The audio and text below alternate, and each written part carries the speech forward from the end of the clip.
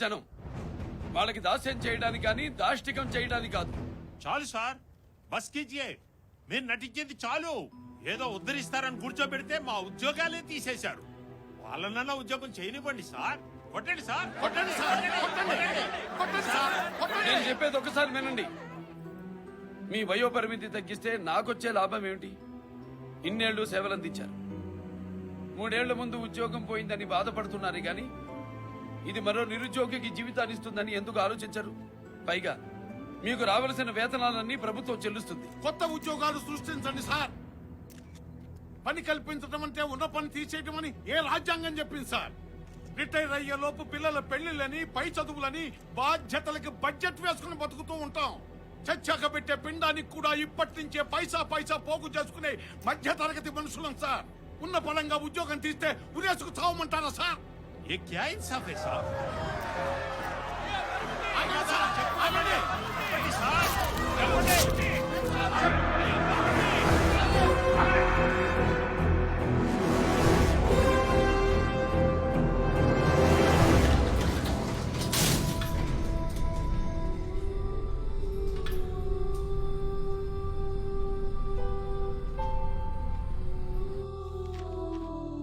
We did not expect this from employees, sir.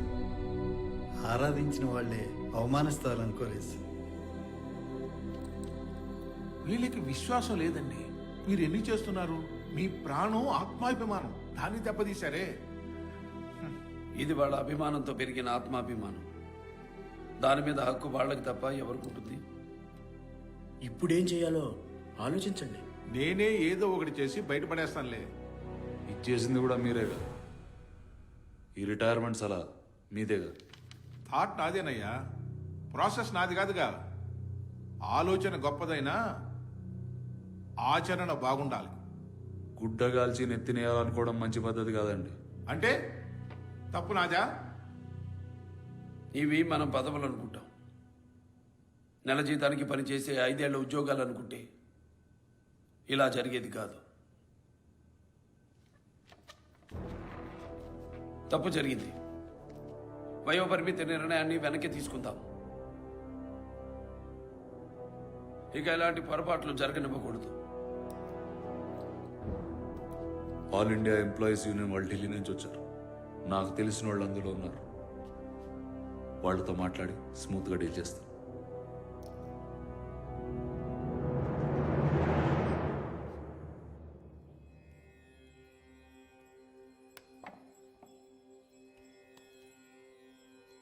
Tarakam, ఏం కావాలి బాబా?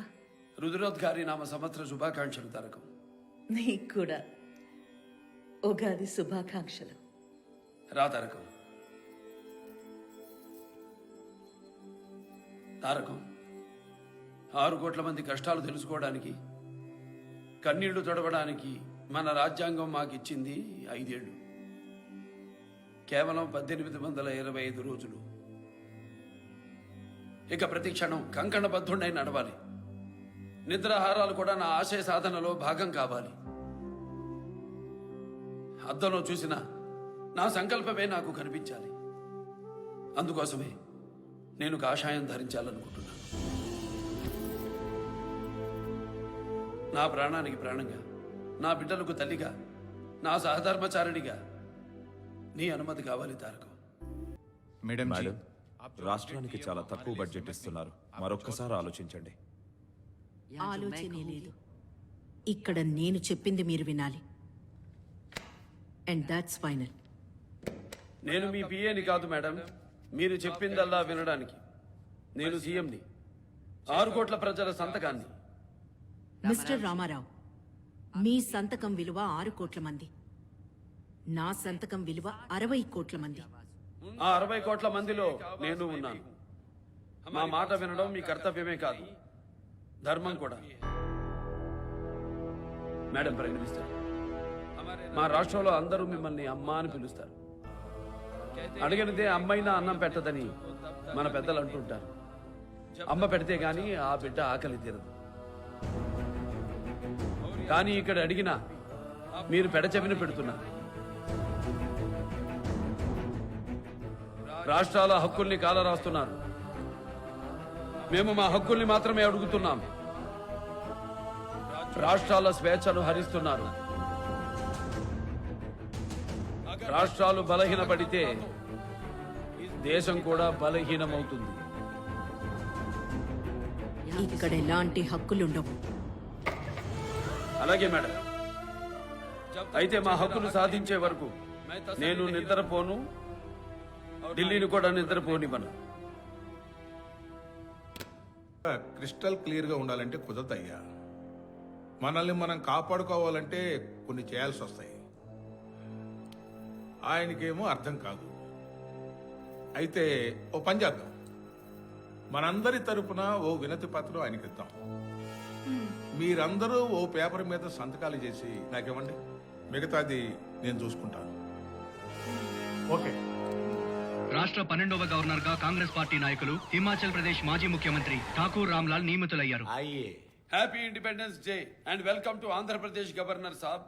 Thank you chief minister garu, thank you. Nice, beautiful. Telugu తల్లి.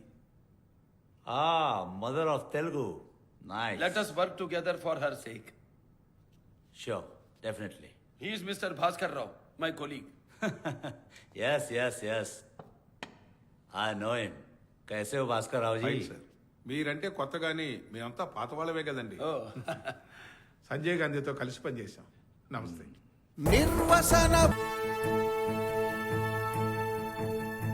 పర్లేదు, చెప్పండి. మీ ప్రభుత్వంలోని మంత్రి మీద మీరే ఏసీబీ దాడులు చేయించారు. సీఎం పదవిని కూడా సినిమాలో చేస్తున్నారని బయట అందరూ అనుకుంటున్నారు. పేరుకు మంత్రులం, ప్రభుత్వ పథకాలు నిర్ణయాలన్నీ పేపర్లో చూసి తెలుసుకుంటున్నాం. రామారావు గారు, అధికార పక్షంలో కూడా అభద్రతా భావాన్ని మొదటిసారిగా చూస్తున్నారు. మీ విధానాల వల్ల ఎమ్మెల్యేలు, మంత్రులు కూడా కంగారు పడుతున్నారు. సాధ్యాసాధ్యాలను కూడా చూడాలి కదా. పార్టీ పెట్టడం సాధ్యమైంది, ఓట్లు అడగడం సాధ్యమైంది, సీట్లు నెగ్గడం సాధ్యమైంది. మంచి చెయ్యడం సాధ్యం కాదా?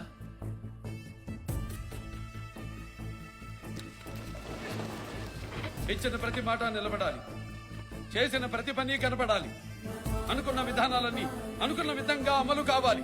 In time, on door. Understand? Understand?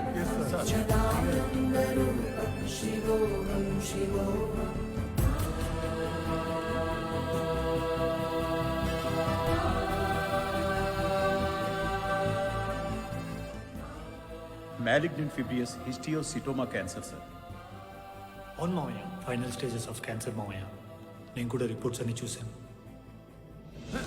నాన్నగారు, ఏమైంది సార్? మళ్ళీ పెయిన్ వచ్చిందా? సార్బిట్రీ టాబ్లెట్ ఇమ్మంటారా? మామయ్య, అమ్మా నీకేం కాదమ్మా, మేమంతా లేవా? ఎంత ఖర్చైనా ఏ డాక్టర్? డబ్బులు నా దగ్గర ఉన్నాయిరా, కానీ టైమే లేదు. క్యాన్సర్ కదా అమ్మా, ఆయనకి చెప్పకండి. మీ నాన్నగారికి చాలా ధైర్యం ఉంది, కానీ అంతకన్నా ఎక్కువగా నా మీద ప్రేమ ఉంది. ఒట్టేయండి. బావగారు,